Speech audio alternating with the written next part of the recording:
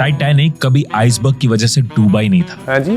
10 अप्रैल 1912 दुनिया का सबसे बड़ा मूविंग ऑब्जेक्ट समंदर में उतारा जाता है। उस टाइम का सबसे महंगा, मोस्ट लग्जूरियस और हिस्ट्री का सबसे एडवांस शिप, जिसे दुनिया में अनसिंकेबल का टैग मिला, वो अपने पहले सफर पर निकलता है। ये डूब नहीं सकता, ऊपर वाला भी इसे नहीं डुबा सकता। जिसमें कई बड़े बिजनेसमैन, सेलिब्रिटीज, खुद टाइटैनिक के वाइस प्रेसिडेंट और क्रू स्टाफ को मिलाकर टोटल 2200 पैसेंजर्स ट्रेवल कर रहे थे, जिन्हें 6 दिनों में लंदन से न्यूयॉर्क ले जाने की रिस्पॉन्सिबिलिटी शिप के कैप्टन एडवर्ड जे स्मिथ पर थी। सफर शुरू होता है और पहले 2 दिन तक तो ये सफर बिल्कुल नॉर्मल चलता है। समुद्र को इतना शांत मैंने पहले कभी नहीं देखा था सर। लेकिन तीसरे दिन जहाज के रेडियो स्टेशन को पहला इमरजेंसी सिग्नल मिलता है, जिसमें उन्हें इन्फॉर्म किया जाता है कि आगे एक आइसबर्ग है, तो वो अपनी स्पीड स्लो कर ले। कैप्टन एडवर्ड बात को सीरियस तो लेते हैं, लेकिन बिना स्पीड स्लो किए बस शिप को थोड़ा डाइवर्ट कर देते हैं। गति और दिशा बनाए रखो मिस्टर लाइटवाला। वो इस आइसबर्ग से तो बच जाते हैं, लेकिन 5वें दिन उन्हें दूसरी बार इमरजेंसी सिग्नल मिलता है एक और बड़े आइसबर्ग के बारे में। एडवर्ड इसे सुनते तो हैं, पर शिप की स्पीड कम नहीं करते। पूरे दिन में उन्हें लगभग 6 और ऐसे वार्निंग सिग्नल्स दिए जाते हैं, पर एडवर्ड को अपनी शिप की स्ट्रेंथ और उसकी क्वालिटी पर इतना भरोसा होता है कि वो इन्हें पूरी तरह से इग्नोर करके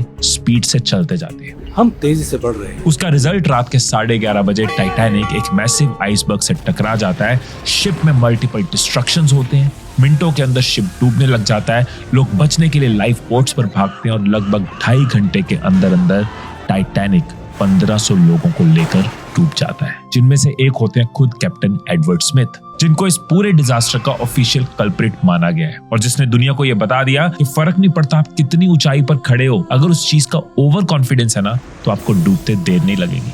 जिंदगी में भी कई बार हम टाइटैनिक बन जाते, हमें सिग्नल्स मिल रहे होते हैं कि तुझे अभी एक ब्रेक लेना चाहिए, या फिर कुछ लोग हैं जिनसे तुझे दूर होना ही सही है, या फिर तेरे को करियर शिफ्ट लेना चाहिए, पर हम इग्नोर करते हैं। और जब टाइम हाथ से निकल जाता है, डूबते टाइटैनिक की जगह हमारी लाइफ डूब रही होती है, वन सिंगल चांस प्लीज, तब समझ आता है कि अगर सही वक्त पे सही स्टेप्स ले लिए होते तो आज अफसोस से मरना नहीं पड़ता।